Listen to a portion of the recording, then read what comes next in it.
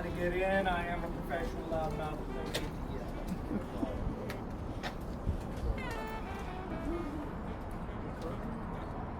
Come on over this way, y'all. We've got more space out this way. So welcome to St. Louis Cemetery number 1. This is the oldest extant cemetery in the city. It's not the first. The very first burial place in New Orleans, the earliest deaths happening within the first year of our founding in 1718, was along the banks of the Mississippi River. A year and a day after the founding of our city, bless you, the river overtopped its banks and washed away. Sorry again. And washed away the original cemetery. It's a little disconcerting to watch all your friends going down the river after you put them in the ground. The first proper cemetery after that was along St. Peter Street. If you find yourself on the block between Grundy and North Rampart on St. Peter, all those houses you see stand where that cemetery was. In September of 17, oh no, sorry y'all, it's too early in the morning. That big yellow thing's on the wrong side completely messes with my brain.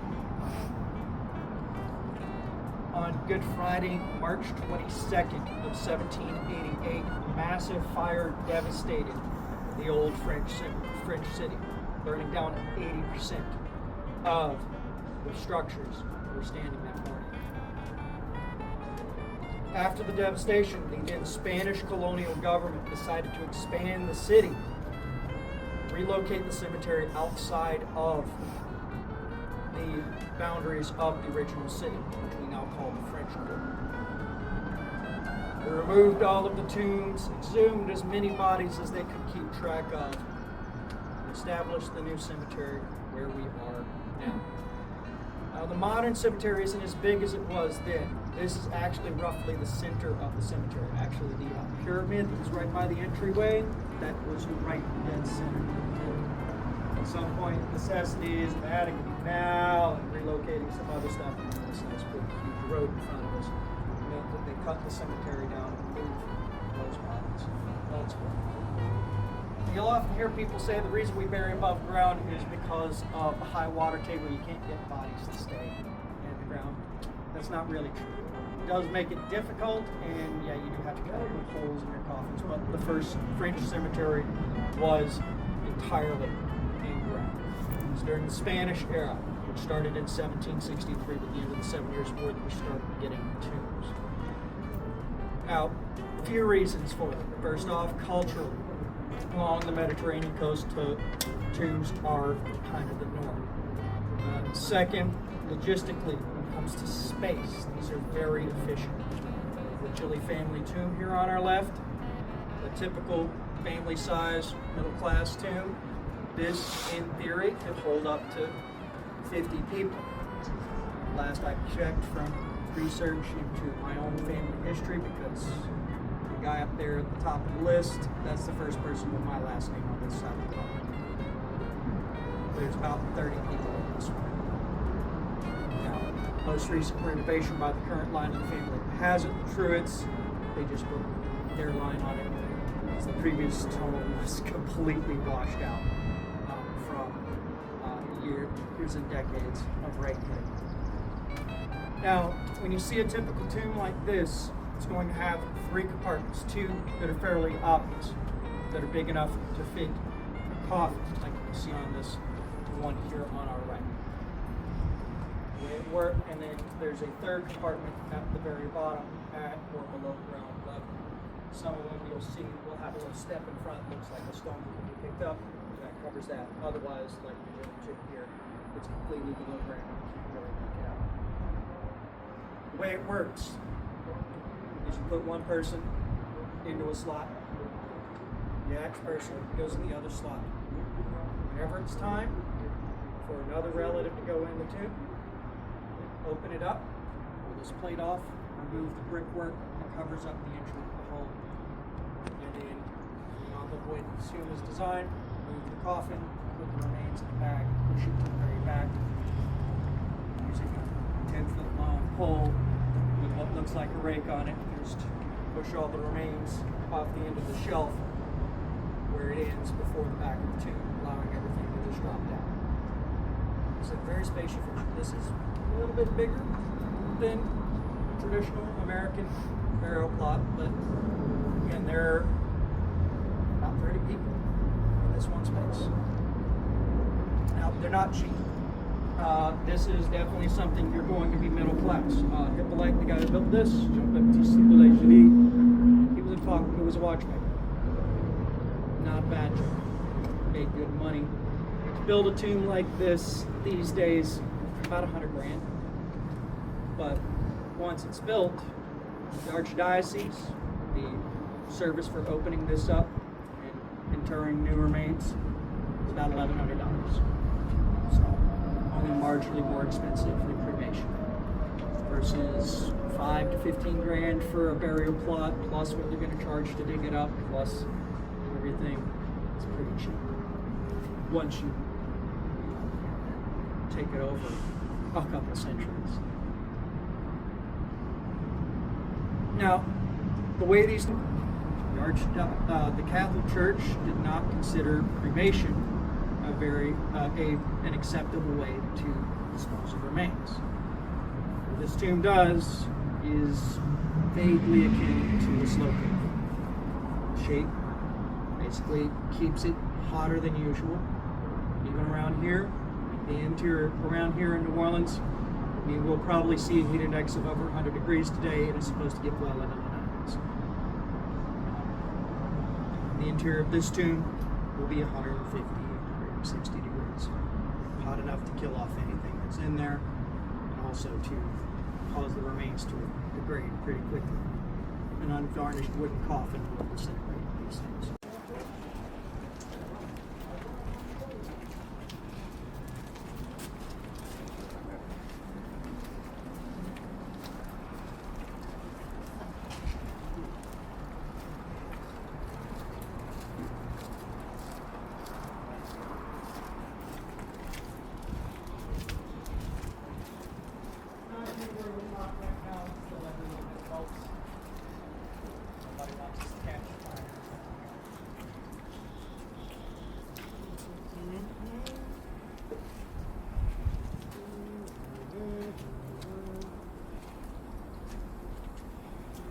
Cool.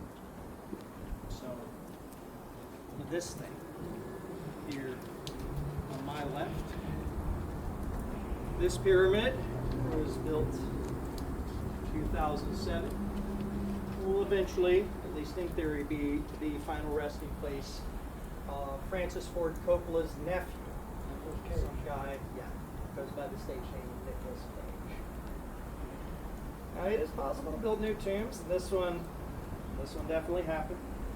A little bit of controversy when it happened, as you can imagine, having some celebrity come in and buy a couple of tombs that have been left alone for way too long and build this monstrosity, but they want to pay the money. Guess it works. Omnia ab uno from Mini One, something he picked up off of one of his movies at the time. Now, this tomb does hearken into a common theme you'll see in a lot of cemeteries around here. There was certainly an Egyptian craze at several different time periods, particularly in the early 20th century. Some of the other cemeteries, you'll find a lot of pyramids, a lot of sphinx shapes, a lot of that sort of stuff. Egyptian iconography. We only have 2 pyramids in this cemetery, but you also find a couple of obelisks around as well.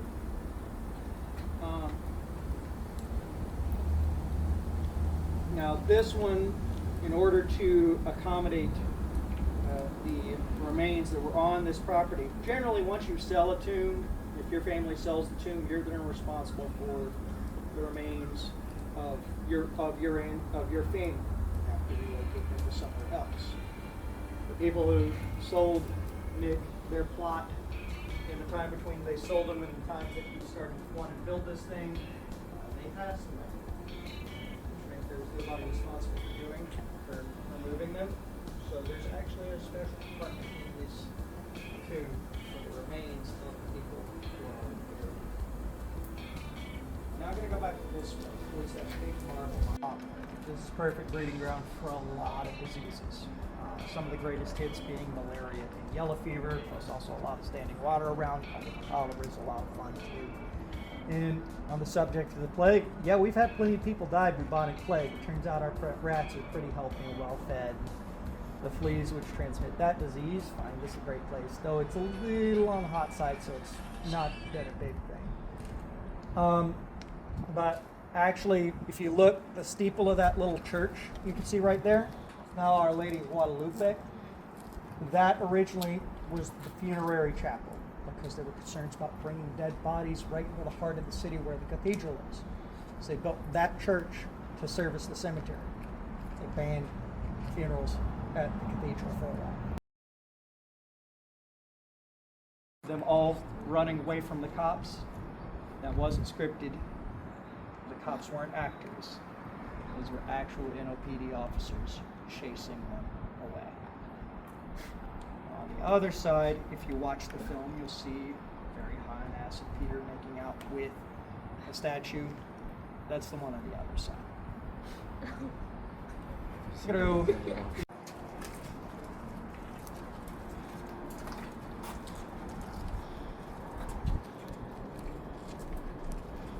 we just asked an excellent question about what happens for maintenance.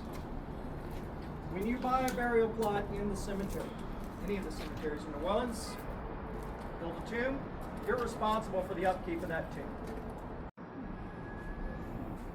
Now, this tomb right here is the next one we really want to talk about. This is the burial place, Homer Adolphe Plessy. The infamous case Plessy versus Ferguson, whole separate but equal mess. That started here in New Orleans. 1890 is when Louisiana passed the first wave of segregationist laws that would we now call Jim Crow. New Orleans, prior to the Civil War, had the largest free population of color.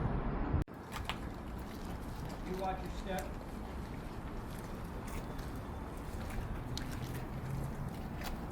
This tomb here. A little bit of a misstep. This is the burial place of Jean-Baptiste Lemoyne. Sorry, getting my name wrong. This is the burial place of Jean Bernard Xavier Philippe de Marigny de Mandeville, who we call Bernard de Marigny for short because we're running long on our 45-minute joke. Bernard de Marigny is a fabulously wealthy man. If you've been down into the Jewish community, a European tomb is not kosher because you're not going in a nacart niche in a cave. So how do you bury around here? You want to make sure that they're with a relatively high water temperature. So you go out to the Jewish cemeteries in New Orleans, that is pretty much the default.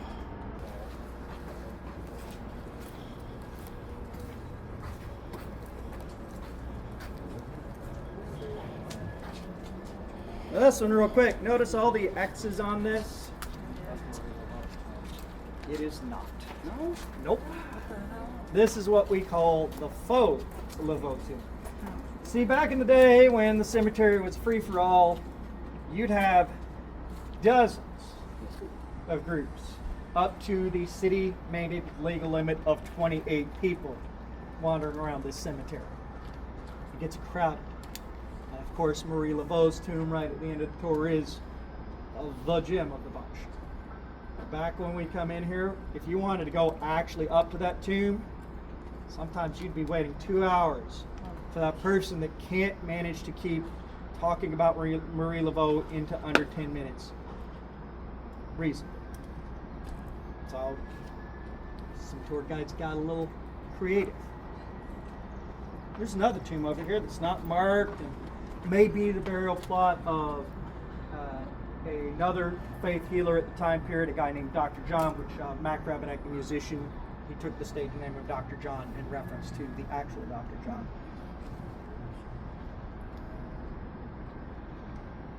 So some tour guides started going, oh, this is the actual burial place of Marie Laveau. You start seeing the 3 X's.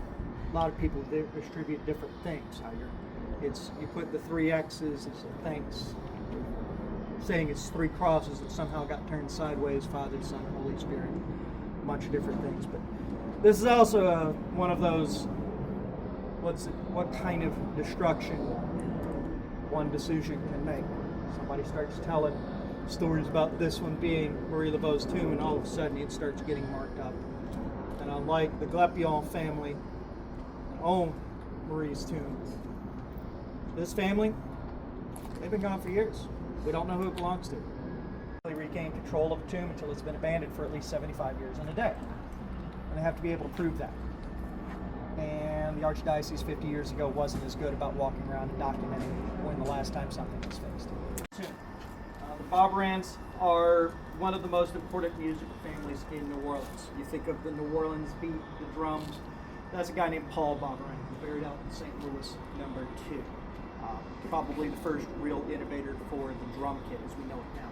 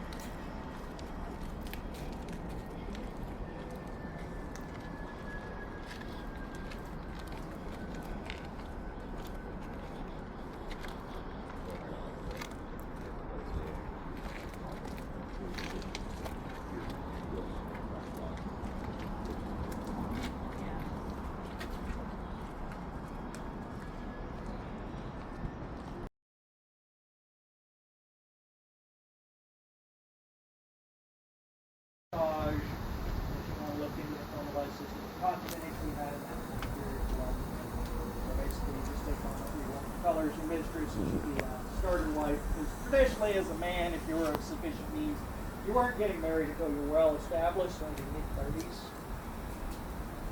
It's a long time to leave a guy who's got a lot of money and a lot of potential off on his own. Better make sure that he's being kept vaguely in line. Certainly taken care of before he gets married off in the marriage. It's going to actually be a business transaction more than anything else. Originally, we call her the Widow Paris because her first husband was, last name was Paris. Shortly after they got married, he disappeared. It's not sure what happened to him. The yellow fever outbreak or what, he just went off.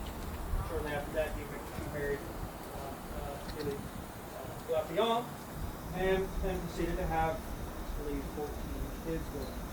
Now, being the daughter of a mayor, even if illegitimate, does come with certain connections. Marie lived in pretty high circles. And her day job as a beautician, serving some of the lives of the most powerful and wealthy men in town.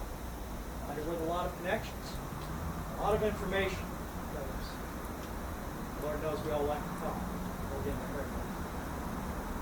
Most people like to talk when they're getting a haircut. I don't, because it tastes like 30 seconds. Sitting there, cutting people's hair, doing their nails. The wives of the mayors, businessmen in town are talking.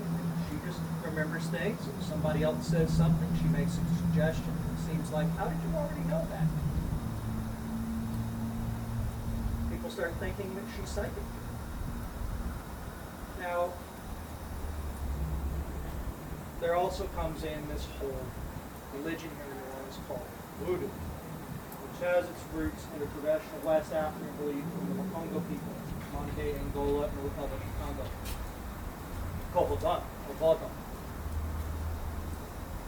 Globally, sorry, I'll take this straight.